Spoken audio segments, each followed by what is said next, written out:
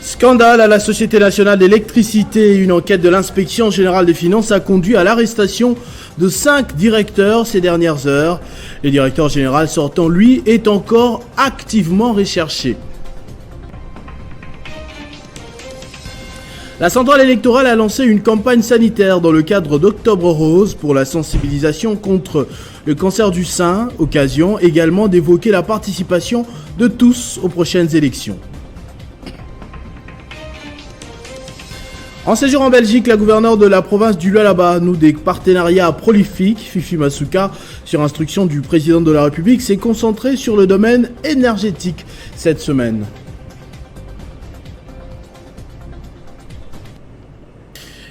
Mesdames et messieurs, bonsoir. Sur base des investigations menées conjointement par l'inspection générale des finances et le parquet général de la Gombe, 5 directeurs de la Société nationale d'électricité ont été arrêtés pour des faits de mégestion. Le directeur général sortant, lui, est activement recherché. D'après des images qui circulent actuellement sur les réseaux sociaux, sa résidence à Gombe a été encerclée par des agents de la police sans donner plus de précisions.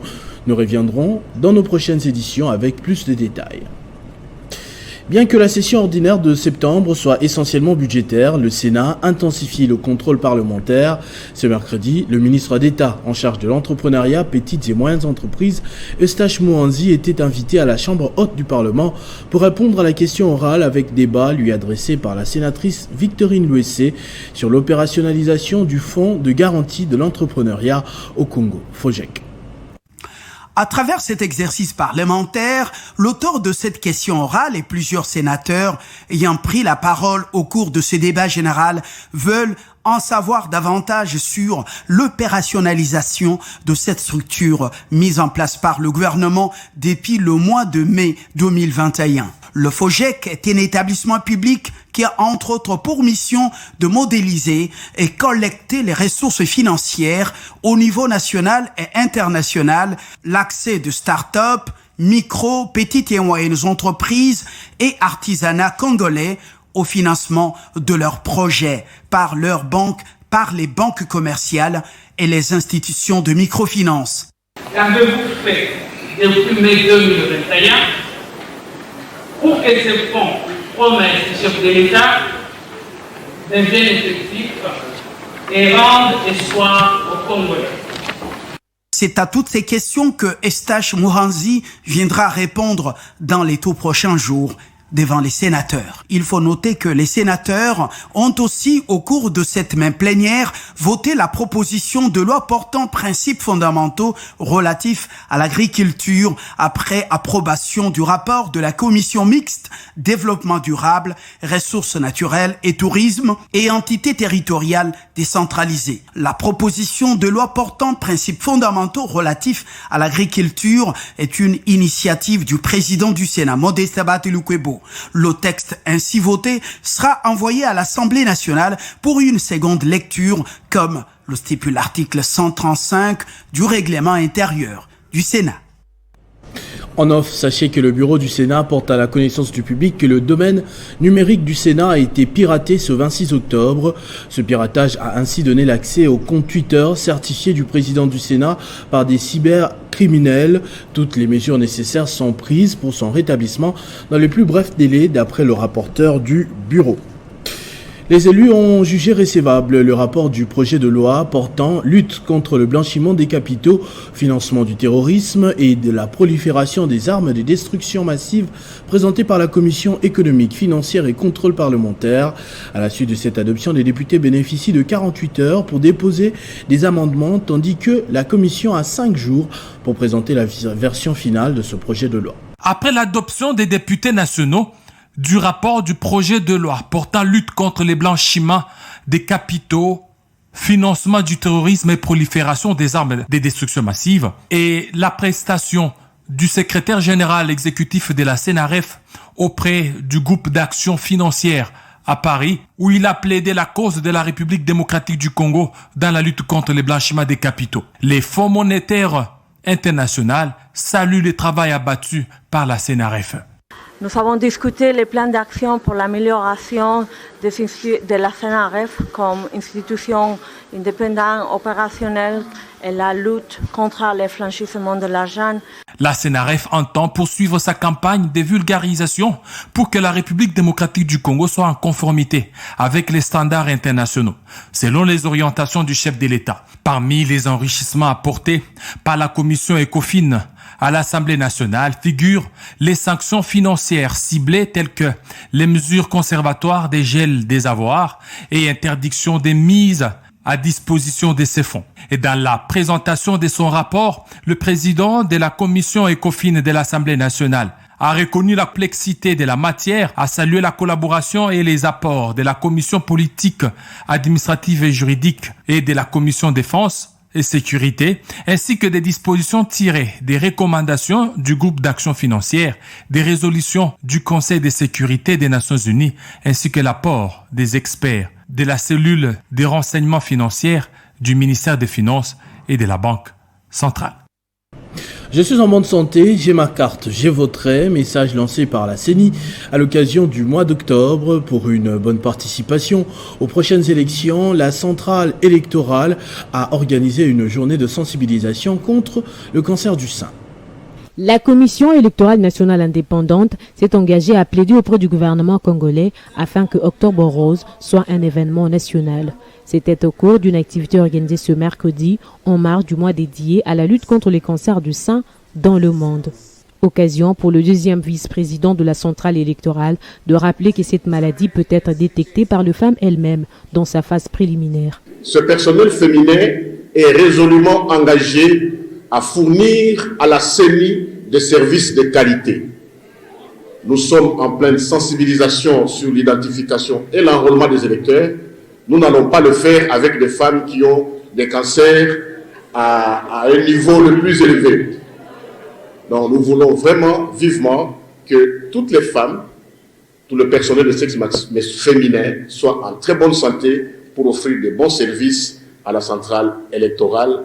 Pour sa part, le questeur adjoint de la CENI, Sylvie Birimano, a invité les femmes à adopter un comportement bien distinct pour prévenir les risques du cancer du sein. Disons que les cancers du sein ne concernent pas que les femmes et que les hommes devaient s'impliquer davantage dans la sensibilisation pour qu'ensemble nous puissions lutter efficacement contre les cancers du sein. Signalons que le cancer fait partie des maladies chroniques à implication nutritionnelle, selon l'Organisation mondiale de la santé. Problématique des produits médicaux traditionnels à Kinshasa, dans pratiquement tous les coins de la ville, on trouve un vendeur de ces formules apparemment magiques. Qu'en est-il de sa consommation? L'État a-t-il un œil objectif sur ce dossier et qu'en pensent les consommateurs? Télé 50 vous propose des réponses dans cet élément de Margot Ntumba. La médecine traditionnelle a aussi fait ses preuves à côté de la médecine moderne. Le problème de la dose. Médecine traditionnelle, la médecine traditionnelle est comme la médecine moderne. C'est une question de dosage. Si on te demande de prendre les médicaments pendant une semaine, tu respectes les timings qu'on t'a demandé. Si on te demande de prendre les médicaments pour une semaine, tu respectes les timings qu'on t'a donnés. Ça n'a pas des inconvénients, c'est comme tout autre médicament. Même l'OMS reconnaît la médecine traditionnelle. Les avis restent tout de même partagés suite aux dégâts causés par le mauvais dosage de ces produits traditionnels. Les médecins traditionnels sont en train de tâtonner quelque part. Quand ils prescrivent les médicaments à un patient, ils ne s'expliquent pas bien. La médecine traditionnelle, elle est efficace. Bien sûr, il faut encadrer ces gens qui fabriquent les produits-là. Et l'État congolais, que fait-il pendant ce temps? Il y a beaucoup de désordres là-dessus, mais un décret du Premier ministre va fixer l'organisation de cette structure. Au moment où je vous parle, il existe un programme national de plantes médicinales ou bien de la médecine traditionnelle, mais on ne sait pas trop comment les choses évoluent de ces côtés-là, mais l'État a déjà prévu cette organisation-là. Le Premier ministre va fixer l'organisation. Si la médecine traditionnelle est utilisée en respectant les normes, sa complémentarité avec la médecine moderne peut amener à un résultat meilleur pour le soin de santé. Direction Kanyama KCC où 4 bataillons des bâtisseurs ont prêté serment après leur formation dans plusieurs domaines avant d'intégrer le service national comme agents de l'État à part entière. Après cette cérémonie, ils seront affectés dans différentes provinces où ils iront travailler pour l'indépendance alimentaire du pays. Je m'engage, 1. Placer Dieu au-dessus de toutes choses, aimer mon pays, ses dirigeants et tous mes concitoyens. 2. Incarner le nationalisme, le patriotisme et l'idéal démocratique pour sauvegarder l'intégrité territoriale et l'unité nationale, défendre les intérêts supérieurs de la nation et contribuer au bien-être collectif. 3. Respecter les lois de la République démocratique du Congo, m'acquitter de mes devoirs et obligations civiques. 4. Être un travailleur positif, consciencieux, discipliné, honnête et intègre. 5. Être un travailleur solidaire, coopérant et collaborant avec les autres, dans le respect mutuel, dans l'harmonie et dans la distribution équitable des revenus. 6. Être un animateur du développement intégré, tant en milieu rural qu'urbain. 7. Promouvoir les valeurs culturelles congolaises. Un très beau discours. Des questions essentielles ont été abordées lors de l'assemblée plénière d'aujourd'hui à l'Assemblée provinciale de Kinshasa. À l'ordre du jour, d'une part, la sécurité et de l'autre, la remise de l'ordre dans le domaine des églises en rapport avec la nuisance sonore et les abus. Reportage de Benjamin Moudiata. L'Assemblée plénière a porté 5 points à l'ordre du jour, parmi lesquels octroi des plaques AKN. Au nom de l'administration, ce n'est pas l'honorable Nembalema, c'est l'honorable Peter Kazadi qui présente cette proposition d'édit. Pas comme c'est rendu ici. Alors je voudrais un peu demander à l'honorable Peter Kazadi qu'est-ce qu'il pense de toutes ces propositions qui tombent. La gestion du secteur numérique à Kinshasa, mais aussi le projet de loi sur le règlement de la gestion et fonctionnement des églises à Kinshasa, initiative du député provincial Peter Kazadi. Ayant renvoyé le traitement de la dite matière à une date ultérieure, l'appel des dirigeants des églises pour prendre part aux prochaines assises serait souhaitable, selon les élus. Quoique abordées, des questions restent suspendues sur des mesures pour remédier aux problèmes des Quinois qui ont toujours souffert des suivis. Récemment, il a été prise comme mesure la fermeture des bars avant 22h pour lutter contre la nuisance sonore. Les mâles persistent encore. Aspirant à une vie épanouie, la population s'attend à plus que des simples mesures. Très attaché à l'éducation et la formation des enfants, le député national Steve Mbikayi a effectué ce mercredi une descente dans différentes écoles de sa circonscription électorale Le Mont-en-Bas. Le président national du Parti travailliste a remis des kits scolaires aux élèves. Pour le président national du Parti travailliste, cette visite avait un double objectif. D'abord, remettre des kits scolaires aux élèves du primaire, ensuite voir dans quelles conditions les enfants étudient pour prendre les dispositions qui s'imposent en vue de contribuer tant soit peu à l'amélioration des conditions dans lesquelles ils étudient. Partout où il est passé ce mercredi accompagné de quelques cadres de son parti, Steve Mbikayi a remis des kits scolaires aux élèves et a promis de doter certaines écoles de sa circonscription des bancs et tôles pour améliorer les cadres dans lesquels ils étudient. Nous sommes à Kisenso. Je suis venu aujourd'hui faire un tour de quelques écoles pour remettre des cartables aux élèves d'école primaire et puis voir dans quel état ils étudient. Il y a beaucoup de défis, tel que j'ai vu. Aujourd'hui, c'était le tour de donner des cartables aux élèves. Mais la semaine prochaine, je vais sûrement y passer dans d'autres écoles pour y remettre des bancs. Après avoir recueilli les doléances des dirigeants de ces écoles, le leader du Parti travailliste a promis de revenir très prochainement pour apporter quelques solutions durables. C'est sous les chants et acclamations des élèves que Steve Mbikayi a quitté la commune de Kinsenso, par où il a clôturé sa tournée.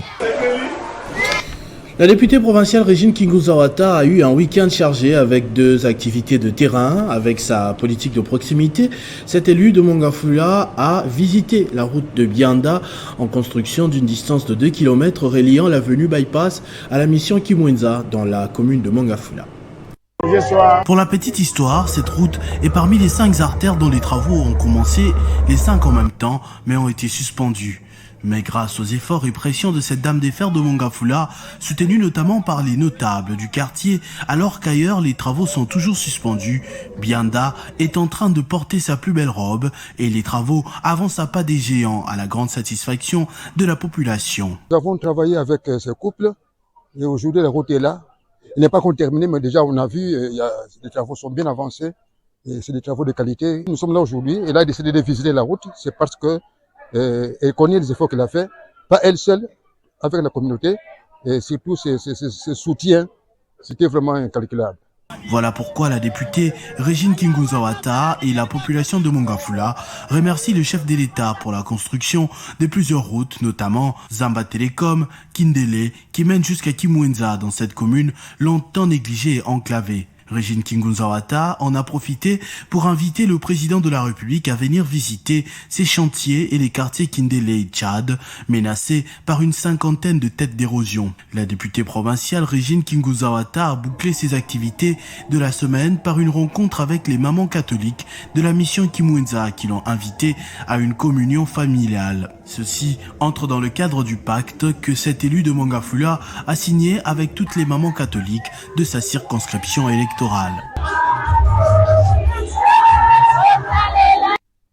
L'amélioration de la desserte en énergie électrique et l'évacuation des produits miniers ont fait l'objet d'une série d'audiences accordées par la gouverneure du Lualaba au cours de sa mission dans le Royaume de Belgique.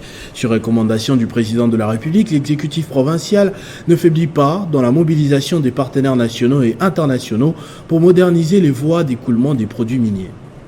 Au cours de sa mission en Belgique, la gouverneure du Lualaba a déployé une série d'activités, toujours en compagnie des membres de sa délégation. Après la séance de travail dans les installations de Vecturis, elle a accordé plusieurs audiences aux différents hommes d'affaires, investisseurs et banquiers de divers horizons. Le consultant Georges Roulez s'est entretenu avec la chef de l'exécutif provincial sur la mise sur pied au Lualaba d'une usine à caractère écologique et chargée de recycler les déchets ménagers, ce qui sera exploité dans la production de l'énergie électrique à même d'alimenter près de 8000 ménages. Nous avons fait l'échange sur une usine qui recycle les déchets ménagers. Et cette usine va fabriquer du courant au moins pour 8000 à 10 000 personnes et qui va amener de l'emploi et un peu d'écologie. Si on fait un exemple là-bas, je crois avec cet exemple, on peut le faire dans toute la RDC. Le financement des infrastructures routières et énergétiques a justifié l'audience accordée par Marie-Thérèse Masuka Saini à Olivier San, responsable de l'institution financière Deltec Partners. Les projets qui sont pour le désengorgement des routes, notamment du secteur minier, donc c'est créer des nouvelles sorties de routes, parce qu'il y a beaucoup de problèmes pour sortir les minerais aujourd'hui, parce que la production continue à augmenter, ce qui est une bonne nouvelle pour le pays et pour la province. Donc ça c'est un des projets prioritaires de développer cette partie-là. Puis il y a quelques projets énergétiques également qui sont liés à ces projets de route. Et puis après ça, le développement vraiment du secteur minier congolais pour les Congolais et par les Congolais. Sur recommandation du président de la République Félix-Antoine Tshisekedi Tshilombo, le gouvernement Masuka mobilise les partenaires nationaux et internationaux pour faciliter la production et l'évacuation des produits miniers. Déterminé à restaurer l'autorité de l'État sur toute l'étendue de sa province, le gouverneur Théongwabije Kassi a lancé les travaux de l'élaboration sur le plan opérationnel provincial du programme PDD-RCS qui définira les activités qui seront menées sur le terrain. 4 jours suffiront aux participants venus des 8 territoires du Sud Kivu pour élaborer les plans opérationnels provincial du programme PDD-RCS qui sera axé sur 5 piliers de la stratégie nationale avant le démarrage de la mise en œuvre effective du programme. Dans son discours d'ouverture, le gouverneur Théongwabije Kassi a rendu des hommages mérités au président de la République, Félix Tshisekedi, initiateur de ce programme, pour ses inlassables efforts à restaurer une paix durable à l'est du pays en général et au Sud Kivu en particulier. Cet outil de planification annuelle permettra de matérialiser le plan stratégique national et répondre aux besoins des zones cibles en apportant des réponses à la résolution des conflits et cohésion sociale, à la restauration de l'autorité de l'État, au relèvement et réintégration communautaire, à la stabilisation, au développement socio-économique. Une fois validé, ce document servira de guide et d'orientation de toutes les actions pouvant faciliter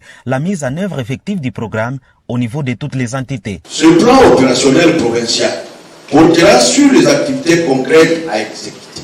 Dans nos territoires, envie d'apporter la solution aux problèmes de paix et de cohésion sociale. Ce programme vise à contribuer à la consolidation de la paix, la réconciliation nationale et la construction socio-économique du pays. Nous avons cette conviction que les problèmes de développement de nos communautés seront élucidés et des pistes de solutions en termes de plan d'action seront élaborées sous forme d'activités pour nous permettre d'atteindre les objectifs programmes. Le plan qui sera validé se focalisera sur l'engagement communautaire et renforcera la résilience des communautés pour que les bénéficiaires soient de véritables acteurs de paix.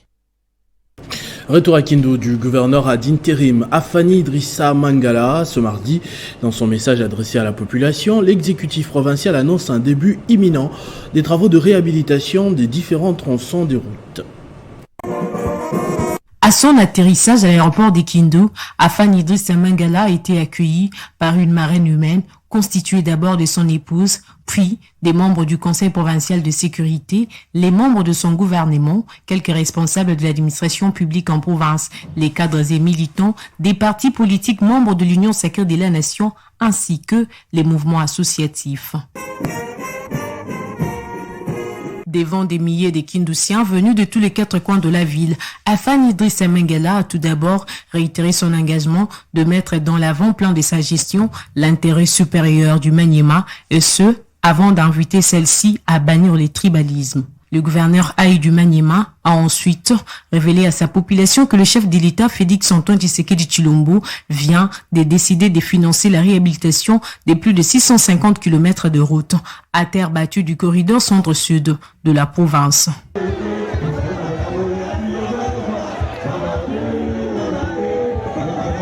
Pour ce qui est du corridor nord, le gouverneur Aïe du Maniema a annoncé que les fonds est déjà disponibles. Le gouvernement provincial du Haut-Tuélé met les bouchées doubles pour déposer le projet d'édit budgétaire 2023 au bureau de l'Assemblée provinciale dans le délai. L'assurance émane de Françoise Sungufoué, ministre de tutelle, qui était l'invité de l'émission Feedback organisée par la cellule de communication du gouvernorat de la province d'Issiro. Face à la caméra, François Sungufoué étale les bilans de chaque portefeuille de son méga-ministère, singulièrement celui du budget actuellement d'actualité. La mission budgétaire procède à la récolte des données. On puisse déposer les budgets au bureau de l'Assemblée provinciale plus tard, le 15 novembre. Suite au leadership de son Excellence, Monsieur le gouverneur de province. Coordonnatrice du projet du développement local des 145 territoires de la RDC dans le Haut-Tuélé, en sa qualité de la patronne du plan, la ministre ne passe pas par le dos de la cuillère. Ce projet de développement local respecte tous les processus de passation des marchés. Au sujet des investissements, portefeuille, partenariat public-privé, la ministre des tutelles rassure que tous les indicateurs sont ouverts dans le Haut-Tuélé. La volonté politique est là pour faire avancer toutes les réformes qui se prennent au niveau national. La province du Haut-Tuélé connaît l'engouement des investisseurs. Première entité à acquérir les bus Transco sur instruction du chef de l'État pour son réseau routier aménagé, François Sungufoué s'est dit déterminé à améliorer la sécurité routière au sein du Haut-Tuélé, longtemps débarrassé des barrières.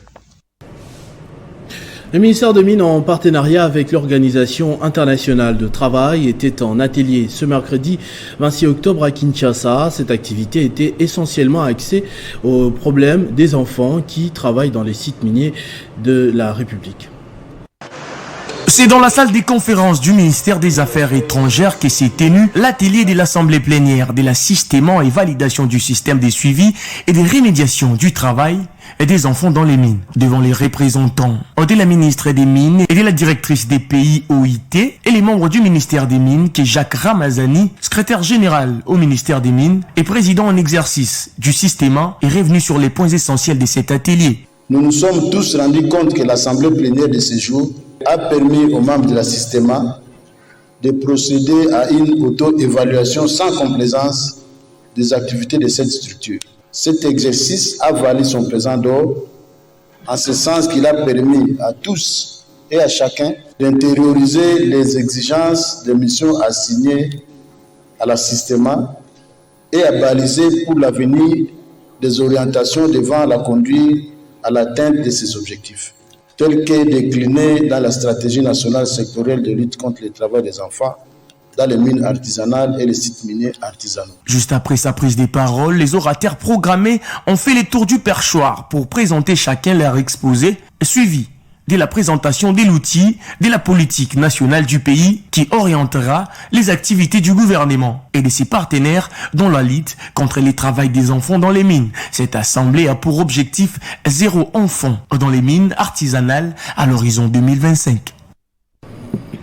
En international, on va parler de l'Iran où, au 40e jour du décès de Mahsa Amini à Saguez, sa ville natale, des manifestants ont défié les forces de l'ordre qui ont été obligées d'ouvrir le feu. On parle au moins de 13 morts d'après les médias internationaux. Une partie de la foule était prête à l'affrontement avec les forces de l'ordre et l'un des participants avait même hissé le drapeau du Kurdistan irakien. Ce journal est terminé, je vous en rappelle tout de suite les principaux titres. Scandale à la Société nationale d'électricité, une enquête de l'inspection générale des finances a conduit à l'arrestation de 5 directeurs ces dernières heures. Le directeur général sortant, lui, est encore activement recherché. La centrale électorale a lancé une campagne sanitaire dans le cadre d'Octobre Rose pour la sensibilisation contre le cancer du sein, occasion également d'évoquer la participation de tous aux prochaines élections.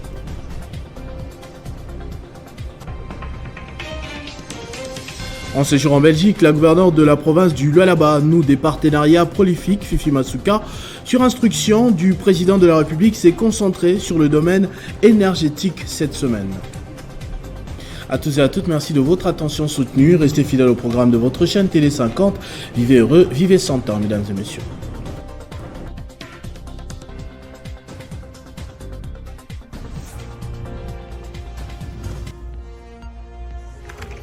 L'actualité reste incontinue.